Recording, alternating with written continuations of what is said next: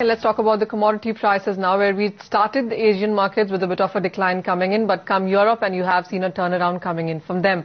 The Brent crude prices on your screens trading more than 0.25% on the higher side. It's the NYMEX which is trading really flat but holding above $107 per barrel. The Syria concerns are out of the way, but you have seen strong economic data and that seems to be supportive of that sector there. The precious metal space in the meanwhile has been very choppy in the trade, very flat as you can see in the international markets. It's the Indian markets which have seen 0.25% decline, and that perhaps is because of the appreciation coming in for the rupee.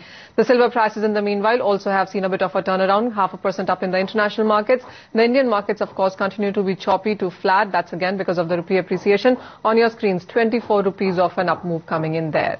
The base metal space is one space which has seen a constant gain for a second straight day. Remember, the Chinese data has been on the positive side. You also have seen the dollar decline a bit and that has been supportive. The Indian markets of course continue to be quite choppy there.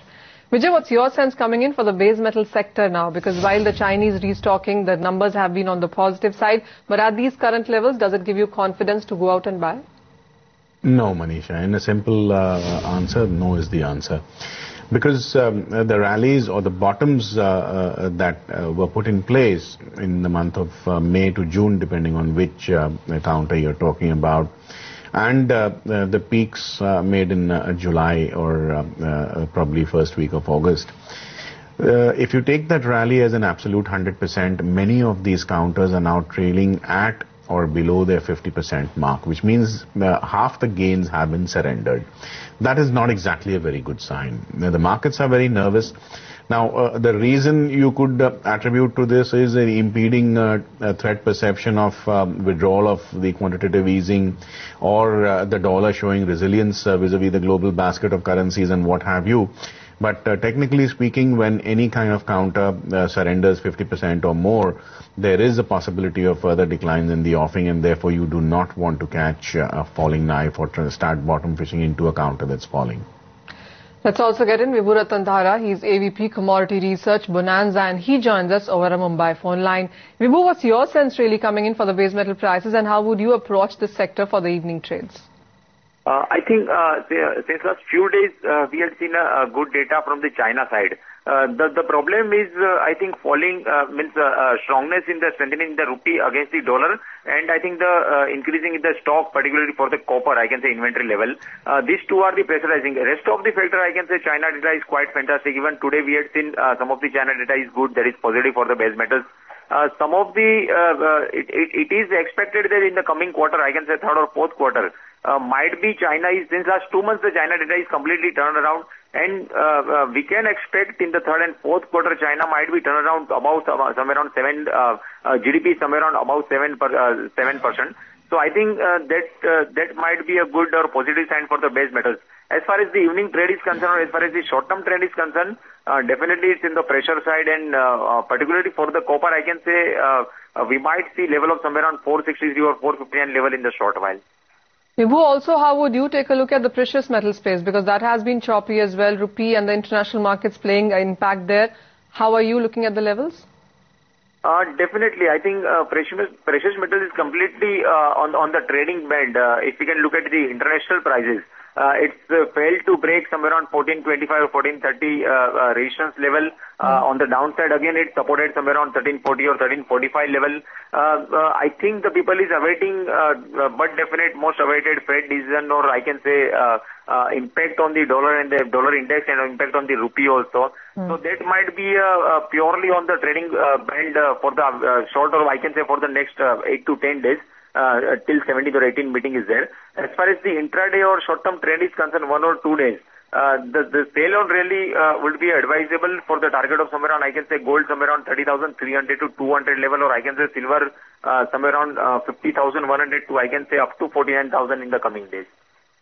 Vijay, how would you approach the energy space now? Because we've seen a bit of a profit taking coming in for natural gas, for crude as well. How would you look at the kind of cues that we are getting in from the international markets and, of course, the Indian calculations? Manisha, the rupee is strong. That's not really very good for the bulls in energy.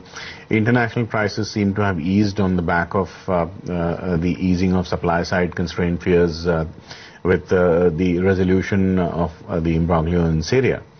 So I think the best days of crude and natural gas for the bulls, from the bulls' point of view, are clearly over in the absolute near term, that is. You're unlikely to revisit those highs, and I think if I was to see crude prices on the MCX of 7,075 or higher, I would like to take a short call on crude. As far as natural gas is concerned, here again, yesterday we talked about how 224 would be a level which would imbibe a lot more confidence on the bulls rather than chase the price at this current juncture. And I think the 332, give or take a rupee here and there, would be a stiff resistance in the absolute near term. Let's talk about the agro space as well, and that has been a good day for them, especially Vijay. If you look at chana prices, nearly 1% up. Soybean and soy oil also have gained quite strongly, nearly 2% of a run-up coming in for this space as well. So edible oil and pulses, how much more further gains are you expecting?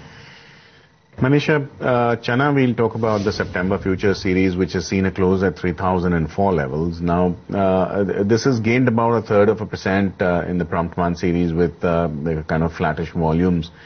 I think in spite of the significant appreciation in the rupee in the last 5 trading sessions, chana is holding on to that psychological round figure mark of 3,000, which tells you that when the dollar starts to rise ultimately, even in a technical pullback corrective upthrust, the probability of chana logging 3 to 5% of gain should not really be ruled out. And as far as edible oils are concerned, we'll take a look at CPO in the prompt month future series, which is closed at 531 odd levels. It still surrendered 1/4 of a percentage point as compared to its previous close, and I think it is likely to remain under pressure. With the rupee poised to test the 62.50 or 62.80 kind of a threshold, I would not really be surprised to see the crude palm oil prices going to the 525 or marginally below those levels in the coming 1 or 2 trading sessions itself. All right, so that's the view really coming in for the non-agro and the agro space as well, and with strategies on how you can trade there and make money. Vijay, thank you so much for joining us with all those strategies.